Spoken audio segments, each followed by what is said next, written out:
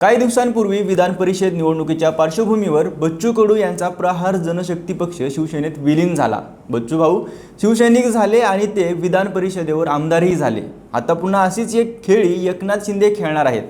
आताही विधानसभेच्या काही जागांसाठी निवडणुका लागल्यात आणि वसईच्या हितेंद्र ठाकूर यांचे चिरंजीव क्षितिज ठाकूर यांना शिवसेना ही ठाणे पालघरमधून विधान परिषदेवर आमदारकी देणार असल्याच्या चर्चा आहेत। इतकंच नाही तर हितेंद्र ठाकूर यांचा बविया पक्ष चक्क शिवसेनेत विलीन होणार असल्याचं बोललं जाते। काय आहे नेमकं प्रकरण? रवींद्र फाटक यांना इथून शिवसेनेकडून उमेदवारी निश्चित असल्याचं मानलं जात असताना एकनाथ शिंदेंनी ऐनवेळी हे धक्कातंत्र का वापरलं? बविया पक्ष सोबत येण्याचे शिंदेंना काही फायदे होतील? बवियाला काही फायदे होतील? भाजपला हा एक प्रकारे शिंदेंनी दिलेला श आहे का?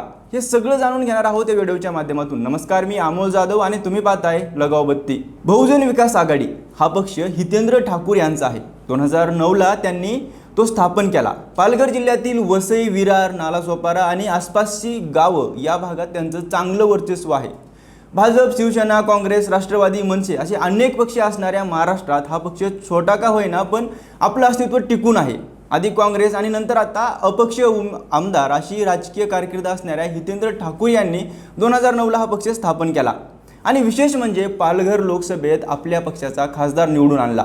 तसंच वसई, विरार, नालासोपारा आणि बोईसर भागात आपले 3 आमदार आजवर निवडून आणले। त्यासोबतच वसई विरार महानगरपालिकेतही आपली सत्ता आणली जी आजवर त्यांच्याकडे आहे। त्यांचा जनसंपर्क, संघटन आणि मानणारा वर्ग या भागात दांडगा आहे। त्यामुळे महाराष्ट्राच्या राजकारणात नाही म्हटलं तरी हितेंद्र ठाकूर आणि त्यांचा बविया स्वतंत्र अस्तित्व असणारा महत्त्वाचं पक्ष आहे। हितेंद्र यांचे चिरंजीव क्षितिज हे राजकारणात बऱ्याच वर्षापासून सक्रिय आहेत। 2009 पासून नालासोपाराचे आमदार राहिले आहेत, पण मागच्या झालेल्या 2024च्या विधानसभा निवडणुकीत भाजपाच्या उमेदवारानं त्यांना पराभव केला। इतकंच नाही तर 2024ला एकही आमदार या पक्षाचा निवडून आला नाही। भाजपनं वसई, विरार आणि एकंदर पालघर जिल्ह्यात आपलं वर्चस्व वाढवण्यासाठी मागच्या काही काळापासून कंबर कसली। त्यामुळे या भागात बविया आणि भाजप यांच्यात इथं सध्या लढत दिसते।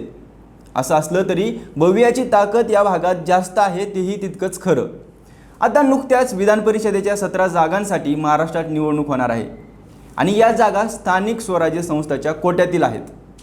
महायुतीत जागा वाटपाचा तिढा अजूनही सुरू आहे, परंतु आता अनेक जागावरचे महायुतीतले संघर्ष दूर झाले आहेत। ठाणे पालघर ही त्यातली एक जागा। आधी भाजपला आपली ताकद इथं असल्यानं ही जागा लढवावी वाटत होती, पण शिवसेनेनं एकनाथ शिंदे आणि अगदी त्याही आधीपासूनचा शिवसेनेचा गड असणाऱ्या या जागेवर आपला दावा सांगितला।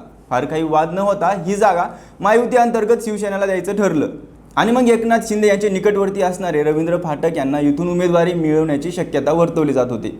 अगदी कालपर्यंत सगळं अलबेल होतं, पण ऐनवेळी एकनाथ शिंदेंनी इथं धक्कातंत्र वापरलं आणि आता बवियाच्या क्षितिज ठाकूर यांना इथून उमेदवारी देण्यासाठी त्यांनी हालचाल सुरू केली आहे। त्यासाठी बविया पक्ष शिंदेची शिवसेना आघाडी करणार असल्याचं बोललं जातंय, पण आता हे इथपर्यंत मर्यादित नसून चक्क बविया शिवसेनेत विलीन होणार असल्याच्या चर्चांना उधाण आले। बविया पक्ष सोबत आल्याने शिवसेना शिंदेंना निश्चित फायदा होणार का? तर याचं उत्तर आहे हो। पहिलं म्हणजे शिंदेचं संख्याबळ त्यामुळे वाढणार आहे, तसंच बवियाचा त्यांना निश्चित पुढच्या निवडणुकात फायदा होणार आहे। दुसरं म्हणजे भाजपनं पालघर जिल्ह्यात बरंच वर्चस्व प्रस्थापित केलं होतं, त्यालाही आता श देण्यात येणार आहे। त्यामुळे ठाकूरांना सोबत घेऊन शिवसेना निश्चित या भागात वाढणार आहे। तसंच बवियाचा प्रभाव 2009 पासून जास्त होता। त्यांचे 3 आमदार होते। 2019च्या निवडणुकीपर्यंत त्यांचे 3 आमदार असायचे, पण हा प्रभाव 2019 नंतर कमी होत गेल्याचं दिसतं। 3 आमदार असणाऱ्या या पक्षाचा 2024च्या निवडणुकीत एकही आमदार निवडून आला नाही। स्वतः हितेंद्र ठाकूर आणि त्यांचा बालेकिल्ला असणारा वसई विरार विधानसभा मतदारसंघ आता त्यांच्या हातात नाहीये।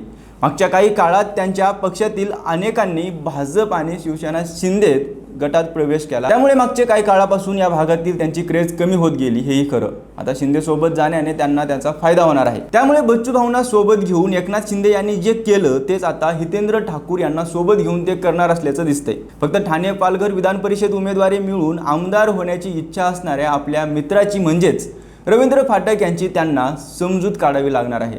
या धक्कातंत्रानं शिंदेकडून भाजपला आपली ताकद दाखवून देण्याचाही प्रयत्न होताना दिसतोय। तसंच उद्धव ठाकरे यांच्या शिवसेनेत फूट पाडून काही आमदार शिंदेंना मिळण्याच्या चर्चाही आहेत।